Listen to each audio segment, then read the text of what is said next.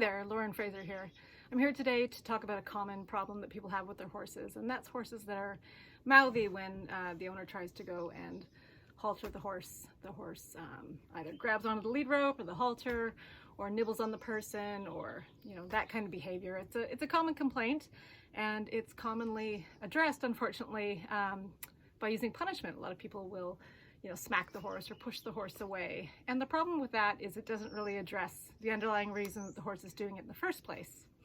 Horses can engage in those kinds of behaviors for several reasons. For example, they can, want to get attention from the person, and that might be the only way that they've done it previously. They might start to nibble on the person, and then the person pushes them or slaps them, and the horse actually finds that reinforcing, so the behavior happens more frequently, because in that moment the horse is looking for some sort of social interaction from the person, and they're getting it. You often see that kind of behavior more so in like young geldings than you do young mares.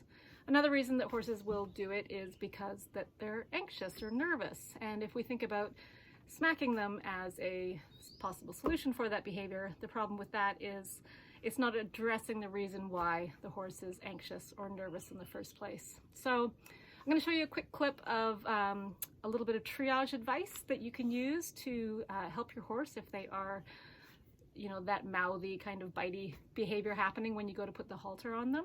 And triage advice is advice meant to help you address an issue in the short term. So for some people, they might want to start with this, and then after a week or so introduce the horse to being retaught how to have the halter put on without engaging in that behavior, and that's something I can talk about in a later video.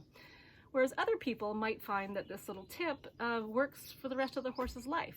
They do what I'm about to show you and the problem's solved. As you'll see in the video, it's pretty effective. Either way, it's a great way to address the issue without making the problem worse or creating new problems.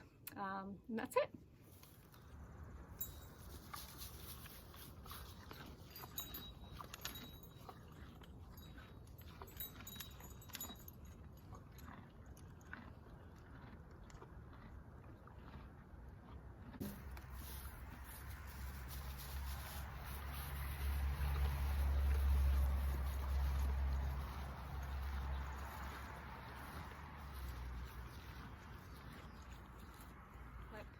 I've used a big handful of hay, and I've just popped it in the horse's mouth right before I put the halter on. And if I do that, it's really hard for the horse to then engage in mouthing behavior or biting behavior. Their mouth is literally full of hay and quite busy, so it's almost like a big pacifier for the horse.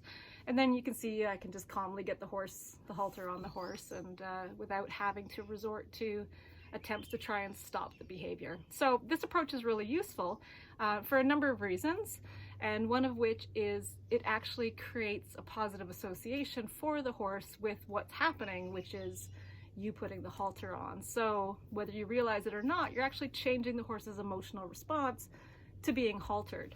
And if you're dealing with a horse that's doing this behavior because they feel anxious, it's going to help address that. It might not completely solve the problem, especially if the horse is anxious because what happens after you halter them is very stressful, but it is a good starting point for you. And again, going back to my comment about triage advice, in that instance, it would be triage advice. It's not a long-term solution, but it's something to help you in the short term until you can figure out why the horse is anxious, and then get some professional help to help you address those issues that your horse might be having.